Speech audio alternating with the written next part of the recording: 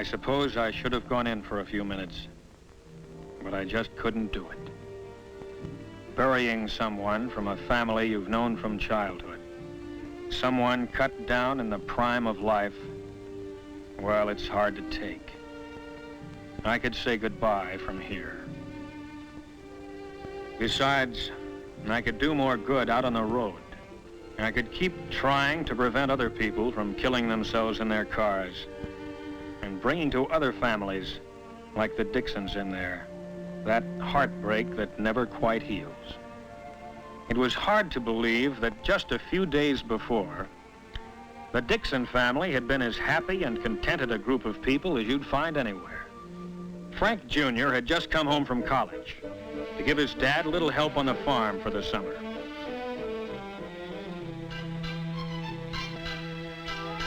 He was a chip off the old block, studying scientific agriculture at school and getting ready to follow in his dad's footsteps.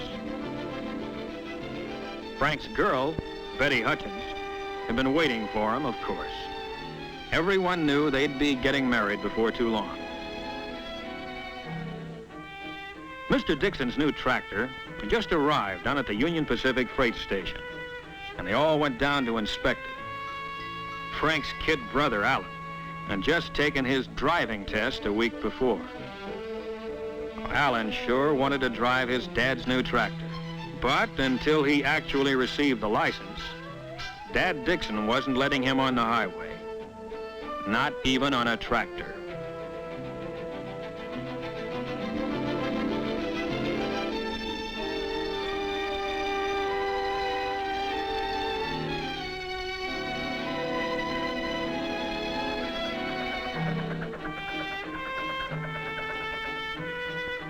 The UP station agent had reminded Frank that the 411 Streamliner was due any minute. And of course, with Betty there, he wasn't taking chances anyway. If everyone was that careful all the time, well, a lot of people in the cemeteries would be alive today. It was the next Monday that Alan Dixon's first driver's license arrived in a noon mail delivery. Boy, was he proud of that license. He couldn't wait to show it to his brother. After all, your first license is sort of a milestone. It means all the roads are now open to you. He was proud of the license, naturally, and just as naturally, wanted to make use of it on any errand that his dad or his mother or his grandfather could think of. The only trouble was, I had to choose that moment to drive in and spoil things. Of course, when you've known a family as long as I'd known the Dixons, they don't treat you as a cop, but as a friend. Looks like you're going to have another Dixon to worry about, Hal. Alan got his driver's license. Oh, is that right? Well, let me see it, would you? You bet. Well, I guess that makes it official. When'd you get it? Just came today. Oh, just today, huh? Why'd I see you out driving on Highway 30 yesterday morning? This is my fault. I let him take the car to go and see his girl. I'm sorry I let him have it. I shouldn't have done it. But Alan shouldn't have asked for the car. No, he shouldn't have. Fine way to be starting your driving career. Violation already. I'm sorry. Well, it's only a technical violation. I didn't come here to arrest you, Alan. I knew you'd be getting that license any day now, and I thought this would be a good time to come by and tell you a few of the facts of life about driving before you get started. Now, these are accident reports from my headquarters. Each figure represents someone injured or killed in the state. On city streets, farm roads, highways, and railroad crossings. All the facts and figures are here. Well, some of them you've read about in the papers. Big, spectacular crashes caused by terrific speed, or drunk driving, or some other form of what I call near insanity. But most people only squeeze the law a little. At stop signs, in restricted speed zones, and the like. Little violations that most people get away with time after time. Maybe getting a ticket, or a warning like Frank Jr. did, but without getting hurt. But those little violations, those little chances you take day by day, that's where you start playing roulette with your life. You're taking a big gamble with your life when you violate a no passing line on the road. You're taking a big chance on the car in front when you follow too closely at highway speeds. Maybe a man will do these things 100 times in perfect safety. Squeeze the law and nothing happens. But don't forget that other law, the law of averages. Sooner or later, it catches up with you. Now, this accident was number 1 for the driver involved. First one he'd ever had. But it was his last one, too. He took one little chance too many. Frank is taking too many chances in his car. Oh, he'll be all right. Won't he, Al? He'll be all right if he takes to heart what I told him about signs. Signs of life. That's what stop signs and all the other road signs really are. And missing one of them as you drive along, or just ignoring it, well, that's one of those little things that kills people. Wherever there's a hazard on the road, there's usually a sign to tell you about it, like a curve warning, or a right-of-way sign, narrow bridge, signals ahead, do not enter, no passing, and many others. But for too many drivers, a stop sign like this, for example, has no importance unless they can see cars crossing the road ahead right now. A school crossing sign. For some drivers, seems to mean little or nothing, unless there are children actually crossing the street at that moment. As for railroad crossings, some drivers act as if the warning signs and tracks don't even exist, unless there's a streamliner passing by right in front of them. And even then, hard as it is to believe, there are many accidents where the driver ran past 3 warning signs and straight into the side of a moving train. It has happened in broad daylight, but it happens even more often at night. That's when the warning sign, the signal, the crossbuck are really your signs of life.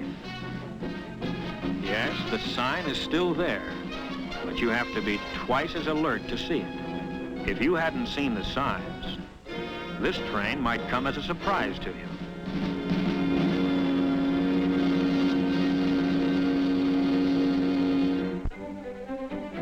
Traffic signs and signals that are so easy to see in the daylight become easier to miss as the sun goes down.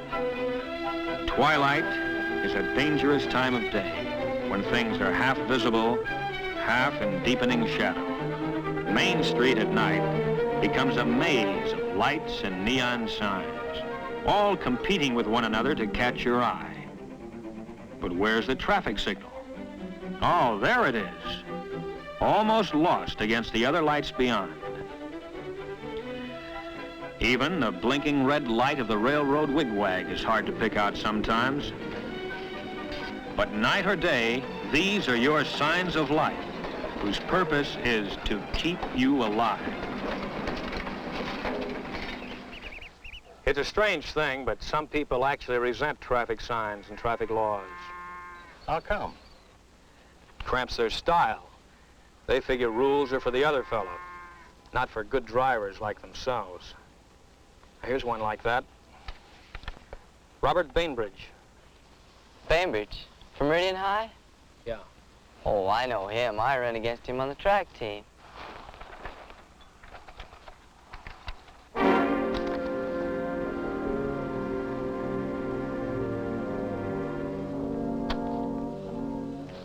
I knew him. I'm sorry, dear.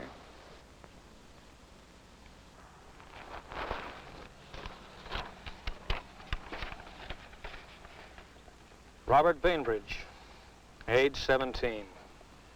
Occupation, student. Place of accident, Lone Tree Road near Meridian. Date, June 2nd.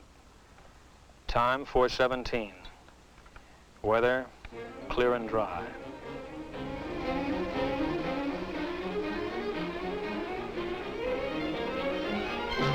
I gave him the light and siren on Highway 41 when he was doing about 70. His first mistake was speeding. His second mistake was when he tried to outrun me.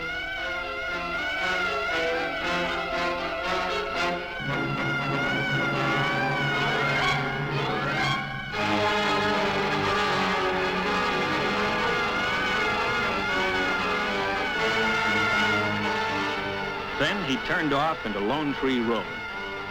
That was his third mistake. I didn't chase him on that gravel road. I didn't want him to keep up that speed on such a treacherous footing. I just followed along without the flasher or siren, hoping he'd realize what he was doing before it was too late. I lost sight of him around a turn. He took it way too fast for gravel.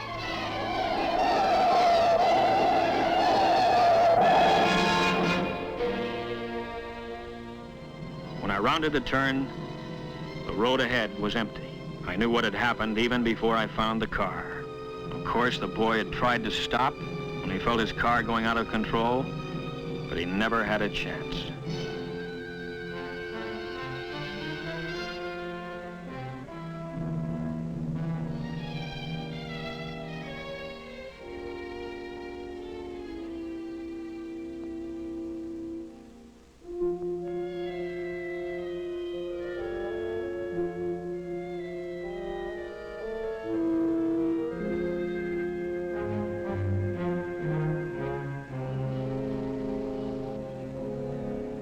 I can't understand it.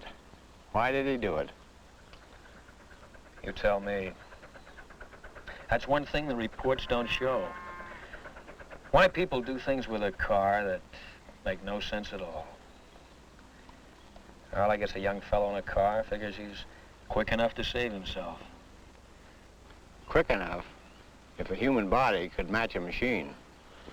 When you get to be my age, you slow down.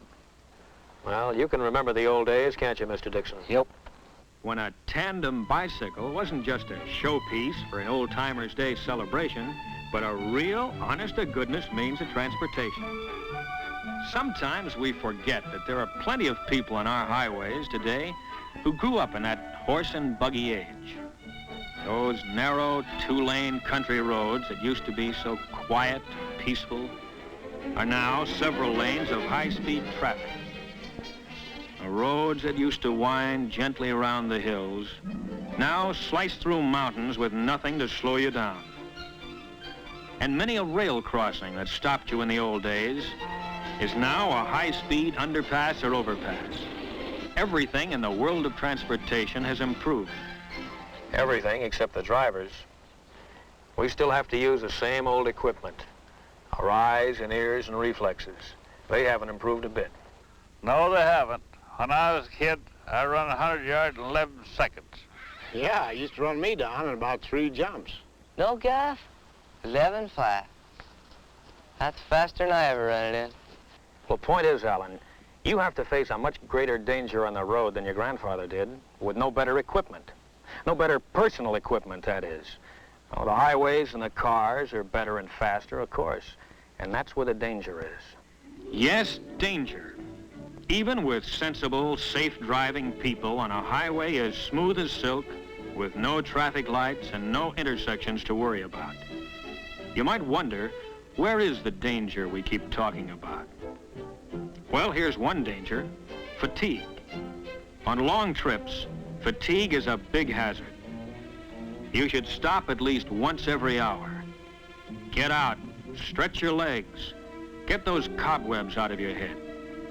Weariness slows down your reactions, and at 60 miles an hour or better, you can't afford it.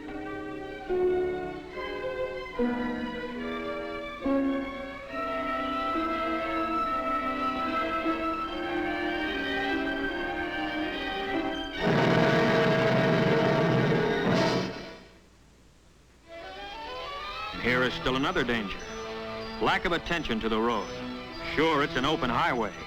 Maybe there aren't many cars, but it only takes 2 to tango. 40% of all expressway accidents involve a car that has already stopped. On the road, part way on, or not far enough off. This is an invitation to disaster.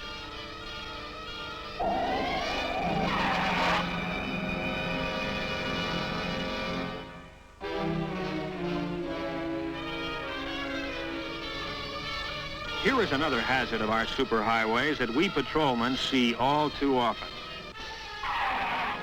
Every time you have to hit your brakes hard, ask yourself, why weren't you ready for the danger that suddenly developed? The parked car that suddenly pulls out without looking is always sudden, of course, and always surprising. The man who decides at the last moment to make a turn. The entering car that fails to yield the right of way. Well, sure, the other fellow's often wrong, and if he causes a crash, it's all his fault. But you may be dead just the same. In a lot of accidents, it's pretty hard to tell just who is to blame, isn't it, Hal? Impossible to tell sometimes. But there's one kind of accident where there's never a single doubt. What's that? At a railroad crossing. Yep, the train sure has the right-of-way. You know, the railroad's been here for almost 4 generations. Every farm family in these parts uses the railroad to ship their crops. We all like to ride the trains. But why is it so many people don't see the trains at the crossings? It seems impossible that anyone could fail to see or hear a train in motion. A locomotive is certainly big enough, and the train of cars behind it may be as much as a mile long. And yet, many people who have lived through a crossing accident will say, where did the train come from? I never saw it until it was right on top of me. Where did it come from? Well, it came on the rails. It couldn't come from anywhere else. But if you paid no attention to the signs, didn't look, and didn't listen, then to you it came out of nowhere. An approaching train starts the signal while it is still some distance away. Never try to guess how far away. Don't guess at all. And don't be impatient, because the train's coming and it can't stop.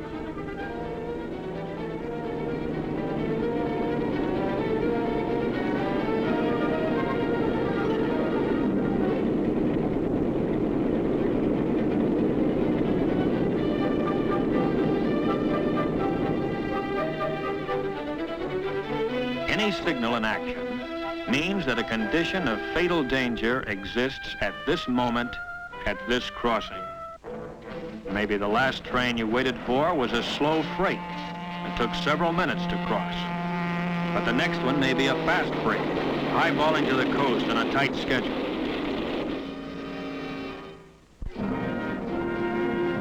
Remember that many freight trains today are faster than passenger trains of 15 years ago.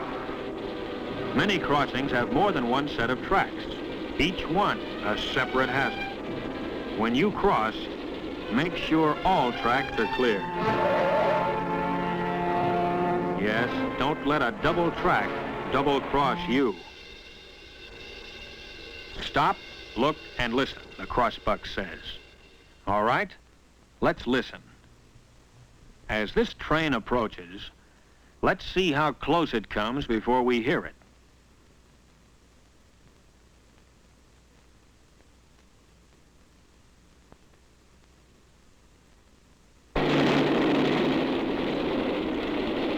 Now, where did that train come from?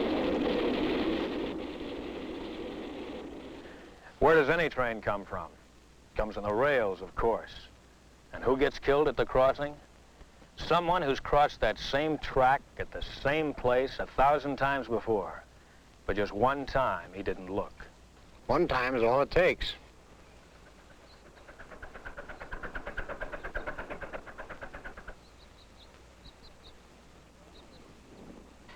Please speak to Frank about his driving. It worries me. Okay, I will. I'll do it tonight.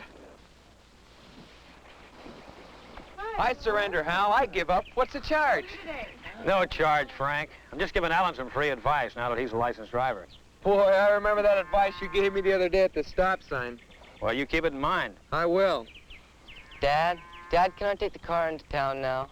Okay, Alan, go ahead. But take it easy. Oh, I'll be real careful. Goodbye. He'll be all right. Look at the guy go. Hey, maybe we better go along with him, make sure he gets there all right. Okay, buy me soda. Okay, fine. Goodbye, everybody. Bye.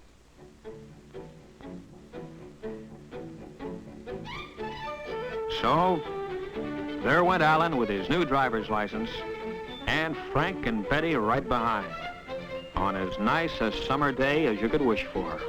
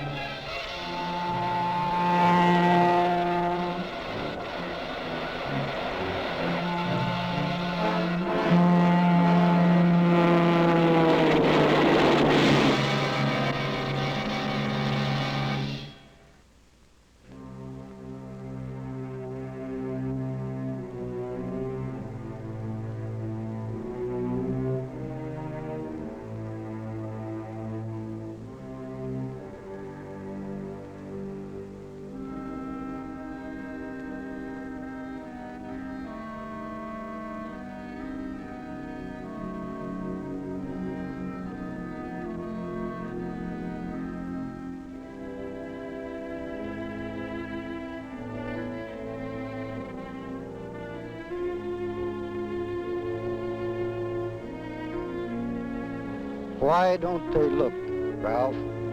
Tell me. Why don't they look? No, I didn't go in. Burying someone like young Frank Dixon is too hard to take.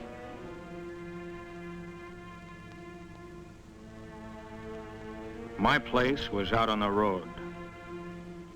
Out on the road, I could at least try to keep other people from killing themselves in their cars. So if the next car I stop happens to be yours, don't tell me you were only speeding a little, only breaking the law a little, only doing something a little bit wrong. Save that for somebody else, brother, because I see too many little follies that end up with someone a little bit dead.